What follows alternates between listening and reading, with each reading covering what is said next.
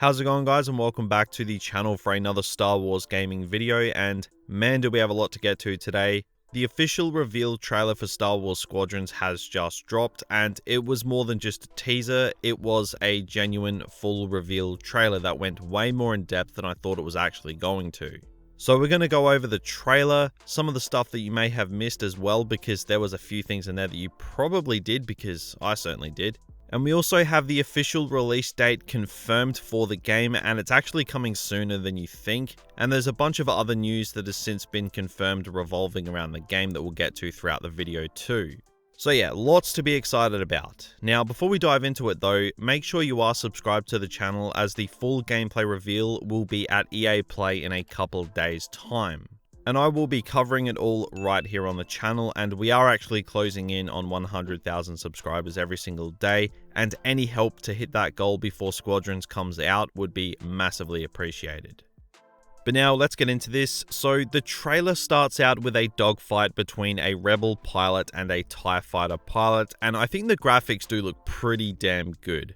It seems to be a slightly different art style than Battlefront 2. It doesn't look like an extension of Battlefront 2, which I think is good. It's nice to have something that's visually fresh. Obviously, from a gameplay standpoint, we will have to wait for the actual gameplay reveal to gather a full scope on what this game looks like properly, because obviously, cinematic cutscenes and trailers always look better. But yeah, the first scene continues on with the X-Wing and the TIE fighter weaving in and out of an asteroid field, and this visually hooked me straight away. Now, the X-Wing pilot seems to be the same character that's on the poster of the game, so I assume in the campaign we are going to be playing as her, but you know, that's just an assumption at this point.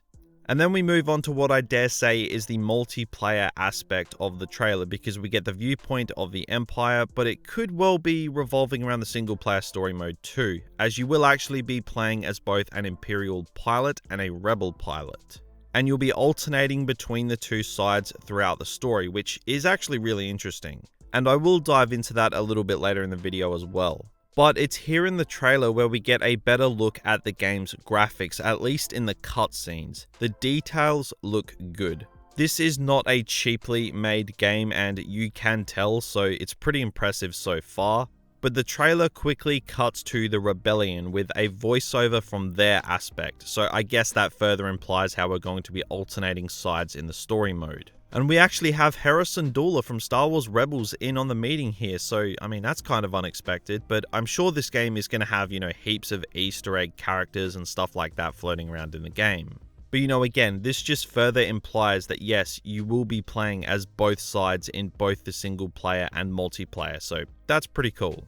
I was worried that it was just going to be the Rebellion for the story mode, so we might get to see more of the good parts of the Battlefront 2 campaign, like when it comes to playing from the perspective of the Empire. So you know, I'm completely down for that. Now in the campaign, you will play as two pilots, one from the Republic's Vanguard Squadron and one from the Empire's Titan Squadron. I assume that it's these two pilots. I'll throw them up on screen. These two are the ones that we prominently see in the trailer, which is good. So yeah, I'm going to assume that we're playing as these two. Now, as the trailer progresses, this is where we get to see more of what these space battles are going to look like in game, and it's pretty impressive.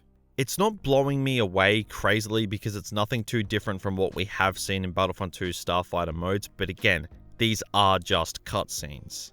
But they do seem to capture the essence of a space battle pretty well, and we have what I assume is Wedge Antilles here, so again, just like Hera, a couple of well-known faces in the trailer, which is cool. And you can tell throughout the trailer that there is going to be just about every known ship for the Imperials and Rebellion playable in this game. It doesn't look like they're missing out on anything, which is a good sign content-wise. Then we reach the point of the trailer that is certainly covering multiplayer, as it shows us what the multiplayer will entail, with 5v5 player battles, and we also have a Trandoshan pilot here for the Rebels, which I thought was kind of cool.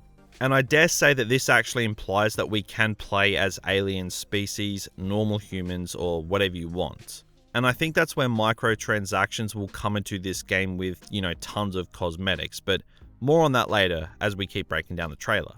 Now, if you weren't hooked on the game by this point in the trailer, then I think this shot may have got you at least intrigued. Seeing this Star Destroyer rise out of the clouds was pretty epic. It looks like they have the scale of the game down pat and they know how to at least make the game visually amazing. So, even if the gameplay is complete trash, at least it's going to look nice. Then as we move on, the trailer comes to an end with a confirmed release date. So Squadrons will be coming out October the 2nd of this year.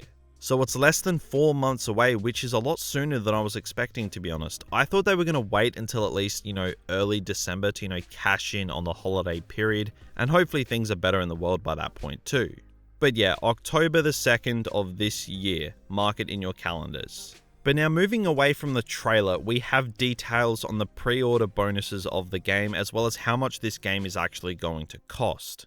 So if you pre-order Squadrons, you will receive a New Republic Recruit flight suit, an Imperial Ace flight suit, a New Rebellion Recruit Starfighter's skin, an Imperial Ace Starfighter's skin, a New Republic Recruit decal, and Imperial Ace decal. And as for how much the game is going to cost, it's going to cost $40. I believe that is USD, so for my Australian brethren out there, that's about 60 to 70 bucks. So it's not a full price game, and that does worry me a little bit because one, it's not a full price game, which implies the game will be smaller, but also I think that means it's going to be riddled with microtransactions. Now for some people that's a complete turnoff, but I think as long as these microtransactions are cosmetic only, which they should be, I think the lesson was learned after Battlefront 2's release, then I think this could bode well for the longevity of the game if they actually use a good cosmetic microtransaction model for Squadrons and basically just do everything they didn't do with Battlefront 2. Then I think this could work well and could offer us some really cool cosmetics. Now the reason that I think this game will be cosmetic heavy is because in the pre-order bonus, the skins you get do have a rarity attached to them. Those being epic, rare, and common, and that's pretty much what you tend to see in a game that has a focus on cosmetics. And I mean, this is an EA game, it makes perfect sense. But again, if they do handle it well, it could ensure future content for the game, so it wouldn't be the worst idea, because if you don't want to spend money on cosmetics, then don't do it. The game's not forcing you to. As long as any microtransactions that come to this game are not tied to the gameplay, then I don't really see an issue here. But I do hope that there are some cosmetics that you can unlock with gameplay and grinding, which I'm pretty sure that is the case. So at the end of the day, it's all about just having to find that right balance. Now, still on the subject of customization, there are things you will be able to customize in the game. So you can design your pilot, your cockpit, and your ship exterior. And you will also be able to earn things like engines, weapons, and shields to deck out your starfighter as you move up the ranks. So this alone has me really excited for the way this game is going to work with its progression. The fact that you can customize your cockpit, that's pretty insane. It's very abnormal, so I'm down for it. Now it's also been confirmed that Squadrons allows crossplay and VR, so PC, Xbox, PlayStation, you can squad up with the boys no matter what platform you're on. This is also going to be really good for the game's longevity too, so everything seems to be going well so far. No major red flags. But I'll of course be watching things slowly and carefully as the game progresses to its launch. Now lastly, the plan is for EA to reveal gameplay for Squadrons on June the 18th at 4 PM Pacific time. So odds are that is exactly when we are going to get our first look at the gameplay for Squadrons, which is going to be really important. The trailer was amazing, it looks great, and it looks like both the single player and multiplayer are off on the right foot. But it all hinges on the gameplay. But we only have to wait 2 days, so we're not going to get left hanging for too long. Overall guys, I gotta say, I am reasonably pleased with this first trailer and the details regarding what the game is going to entail. My only real gripe is the fact that it seems like it's going to be just the original trilogy era. I think making a Starfighter game without the Clone Wars is a massive missed opportunity, even the sequel trilogy era. I think that, having a space battle on Exegol or something like that would be amazing.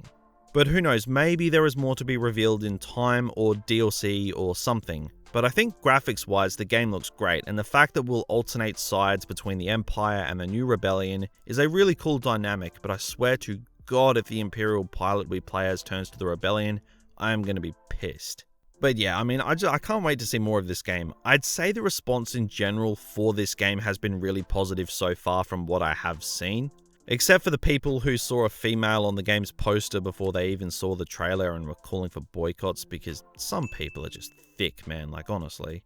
But yeah, go ahead and let me know down in the comments your thoughts. And if you enjoyed this video, then be sure to drop a like and subscribe to the channel if you haven't already, as we are on the march to 100,000 subscribers. And make sure you click that notification bell so you don't miss a thing when the gameplay reveal drops in a couple days time. But that's it for me today, so thank you all for watching and have a good one.